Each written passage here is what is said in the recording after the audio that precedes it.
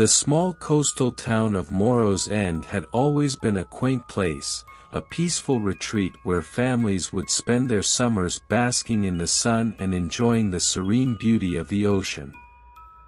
But one summer, an ancient evil stirred from its slumber, turning the idyllic town into a place of unspeakable horror. This is the story of that summer, where the sunniest of days masked the darkest of secrets, and the whispers of the shadows held a chilling truth.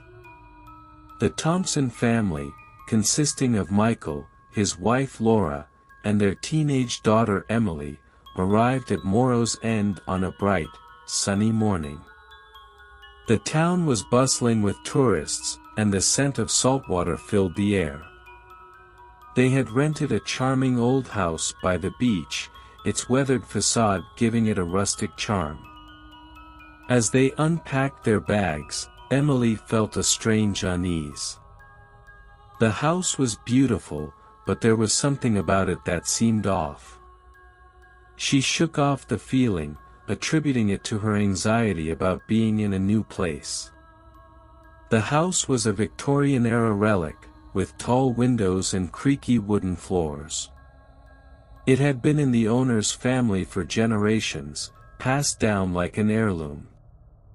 On the first night, as the family settled in, Emily explored the house. She found an old journal tucked away in a drawer in the attic. It belonged to a girl named Eliza, who had lived in the house over a century ago. The entries were filled with mundane details of daily life, but towards the end, the tone changed.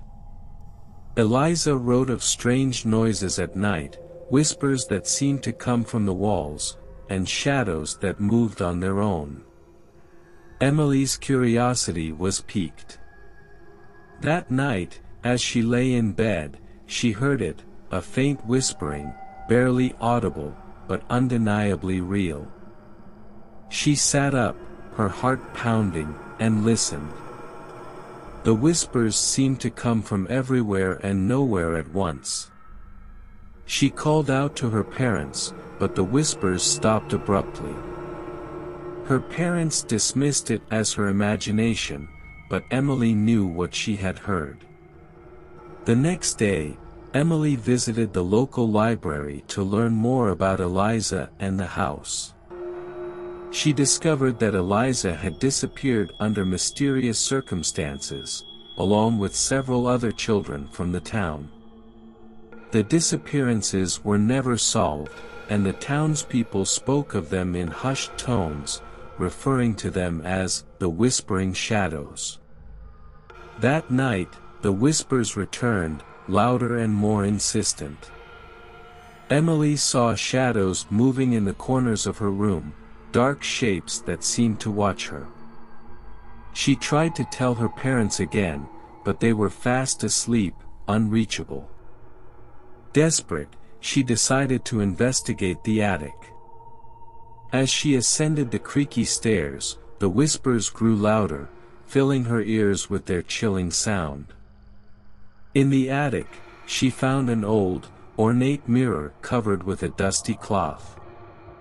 Removing the cloth, she saw her reflection, and behind her, the ghostly figure of a young girl, her eyes wide with terror. Emily screamed and ran downstairs, locking herself in her room. The next day, she confronted the librarian, an old woman named Mrs. Abernathy, who reluctantly told her the truth. The house was cursed, she said, a place where dark rituals were performed by a cult that worshipped ancient, malevolent entities. The children, including Eliza, were sacrificed to these entities, their souls trapped in the house forever. The cult had vanished, but their dark magic remained, binding the souls to the house. Determined to free Eliza and the other children, Emily enlisted the help of her parents, finally convincing them of the house's malevolence. Together, they researched the cult and discovered a ritual that could break the curse. It required a personal item of each trapped soul and a recitation of an ancient incantation at midnight. As the family gathered the items, the house grew increasingly hostile. Shadows lurked in every corner, and the whispers became deafening. They found Eliza's locket, but as they prepared for the ritual, the spirits grew violent. Objects flew across the room, and ghostly figures tried to prevent them from succeeding.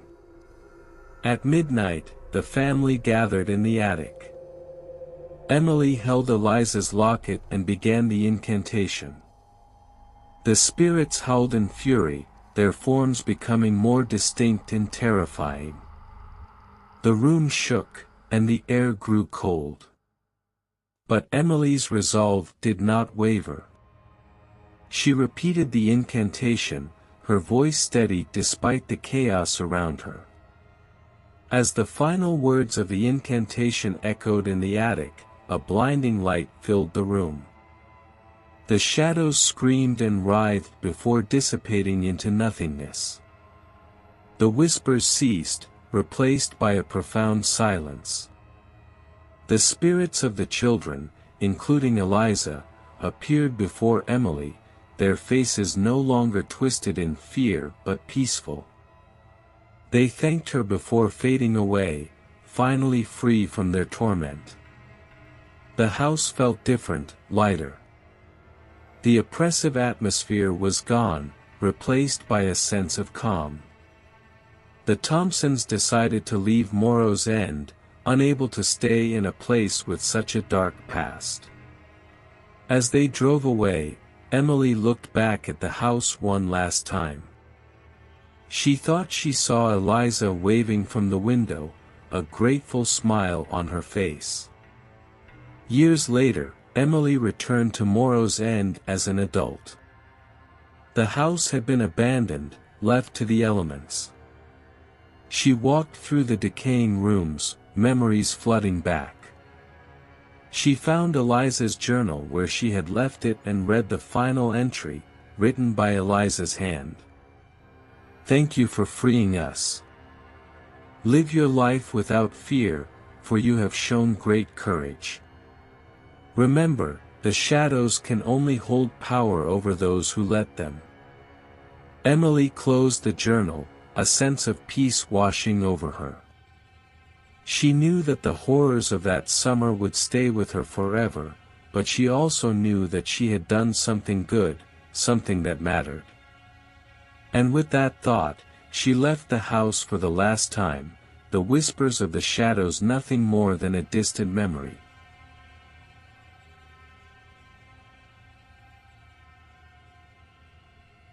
It was the summer of 1985 when four friends, Emma, Chris, Sarah, and Mike, received an unexpected invitation from an old acquaintance, Robert, to spend a weekend at his family's cabin by Greenwood Lake.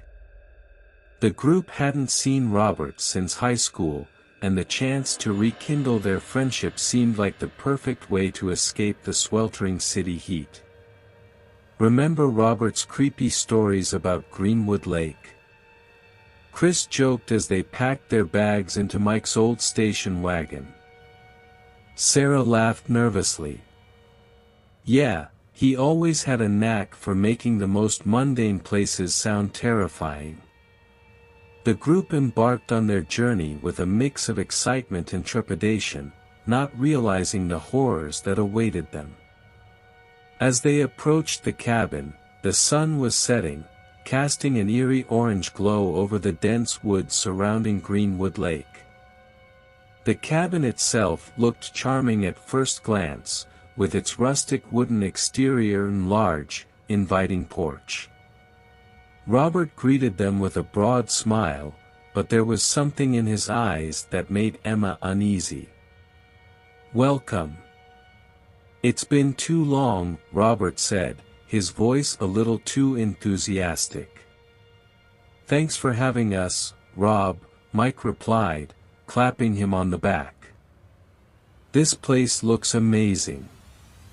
Robert led them inside, where the cabin's interior was decorated with vintage furniture and family heirlooms. Despite the warm atmosphere, an unsettling feeling lingered in the air. "Make yourselves at home," Robert said. "Dinner will be ready soon."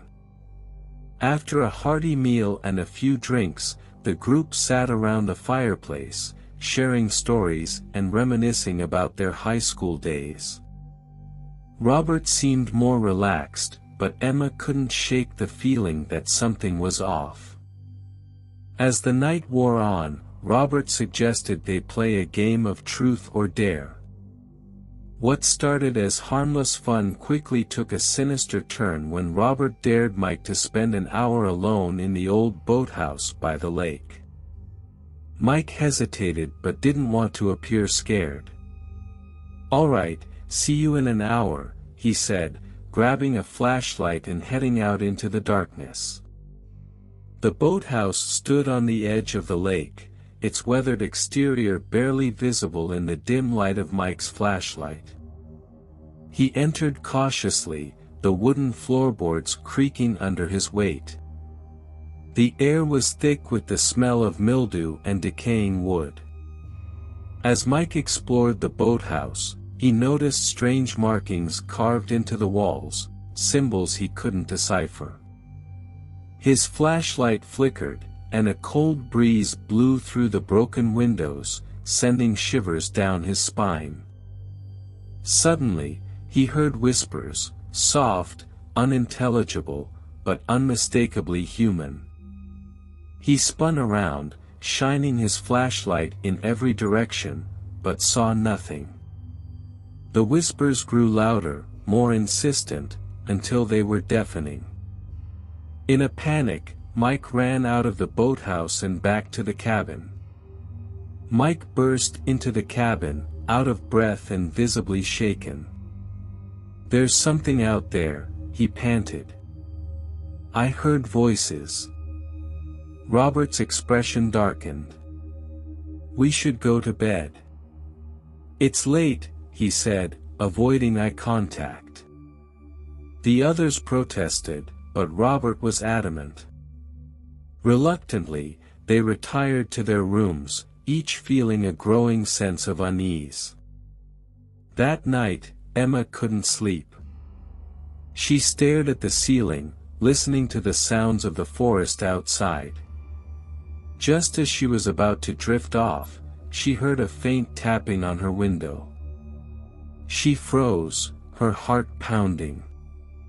The tapping grew louder, more insistent. Summoning all her courage, she crept to the window and peered outside. There, standing just beyond the tree line, was a shadowy figure.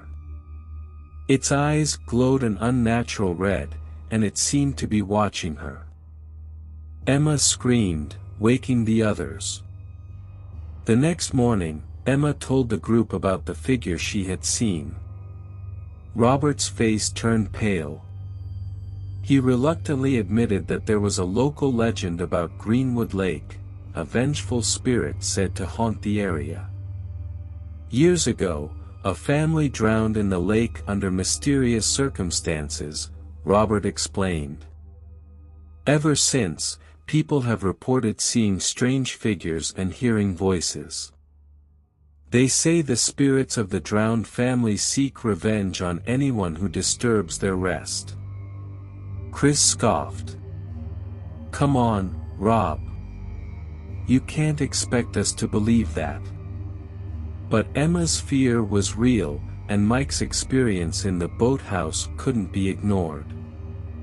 They decided to leave the cabin and return to the city, but Robert insisted they stay one more night. That evening, tensions were high. The friends stayed close together, refusing to venture outside. As darkness fell, the oppressive atmosphere grew unbearable. The power suddenly went out, plunging the cabin into darkness.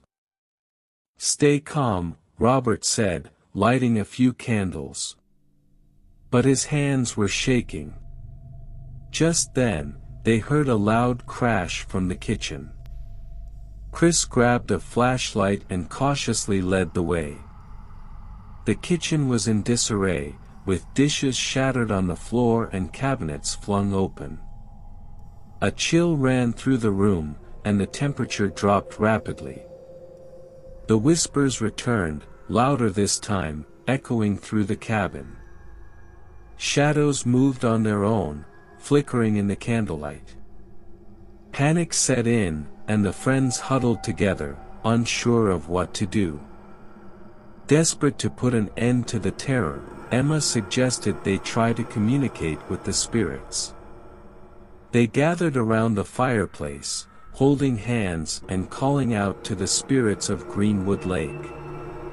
"Why are you here? What do you want?" Emma asked, her voice trembling. The whispers grew louder, forming coherent words. "Leave, or suffer, the same fate." Suddenly, the room grew cold, and the candles flickered violently. A figure emerged from the shadows, a woman, her face twisted in agony, water dripping from her tattered clothes. She pointed a bony finger at Robert. "You brought them here," she hissed. "You must pay." Robert fell to his knees, sobbing. "I'm sorry. I didn't mean to disturb you." The spirit's eyes glowed with anger as she moved closer. The friends watched in horror as Robert's skin began to blister and peel, as if he were burning from the inside out. His screams filled the cabin, and the spirit's vengeful gaze turned toward the others. Realizing they were in grave danger, Mike grabbed Emma's hand. "We have to get out of here. Now." They sprinted out of the cabin, the spirit's wrathful cries echoing behind them. The forest seemed to close in around them, branches clawing at their clothes as they ran. They reached the car and piled in, Chris fumbling with the keys. "Hurry!" Sarah screamed, glancing back at the cabin, where the spirit hovered menacingly on the porch. The engine roared to life, and they sped down the dirt road, leaving the haunted cabin and its vengeful spirit behind. As they drove away, the whispers faded, and the oppressive feeling lifted. Back in the safety of the city, the friends tried to come to terms with what had happened. They avoided speaking about the events at Greenwood Lake, but the memories haunted their dreams. Weeks later, Emma received a letter in the mail.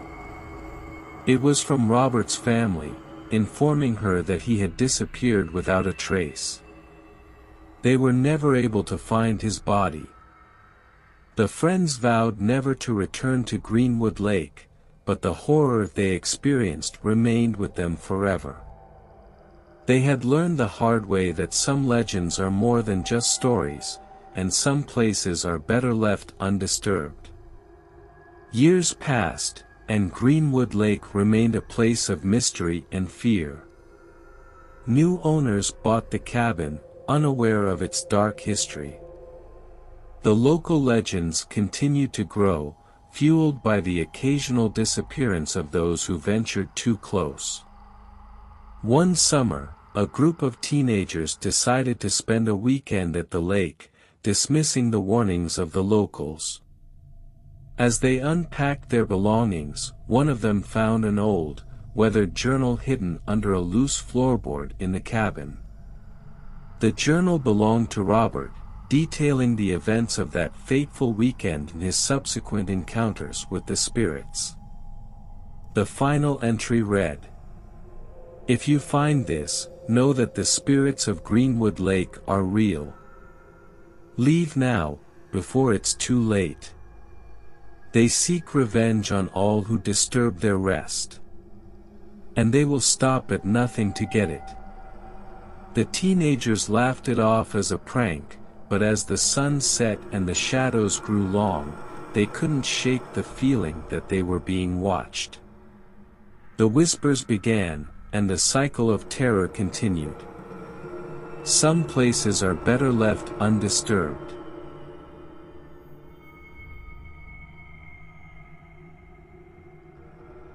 In the serene, picturesque town of Willow Creek, summer meant long days at the lake, barbecues with friends, and nights filled with laughter.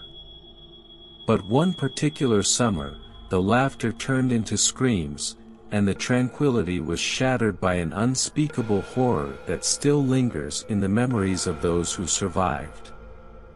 It was the beginning of July when a group of college friends, Jake, Emily, Sarah, and Mark, decided to spend their summer break in Willow Creek. They rented a charming old cabin on the outskirts of town, nestled deep in the woods. The cabin, with its creaky floorboards and antique furniture, had an eerie charm that the friends found both fascinating and slightly unsettling. The locals spoke of the cabin's history in hushed tones, hinting at dark secrets and unexplained disappearances. But the group dismissed these as mere folklore, eager to escape the pressures of college life and immerse themselves in the tranquility of nature. The first night at the cabin was uneventful. They sat around a bonfire, roasting marshmallows and sharing ghost stories. As the night grew darker, an inexplicable chill settled over the group, and the once comforting sounds of the forest became menacing whispers. Jake, the skeptic, brushed it off as the power of suggestion. "It's just the stories getting to us," he said, trying to lighten the mood. But Sarah, the sensitive one, couldn't shake the feeling of being watched. Her eyes constantly darted to the shadows, where she thought she saw movement. As they retreated to their respective rooms, an oppressive silence enveloped the cabin. Sarah, unable to sleep, stared at the ceiling, listening to the creaks and groans of the old structure. Just as she was about to drift off, she heard a faint whisper, unmistakably coming from inside her room. Her blood ran cold as she strained to hear the words, but they were unintelligible, a jumble of sounds that seemed to come from another time. The next morning, Sarah shared her experience with the group. Mark, ever the rationalist, suggested it was a dream. But Emily, who had always been intrigued by the supernatural, believed there was more to it. They decided to explore the cabin, hoping to uncover its secrets. In the attic, hidden beneath a pile of old newspapers, they found a dusty journal. The journal belonged to a man named Thomas, who had lived in the cabin during the early 1900s.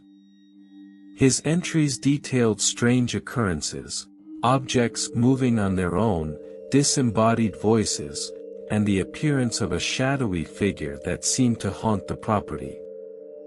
The more they read, the more they realized that Thomas had been driven to madness by the entity in the cabin.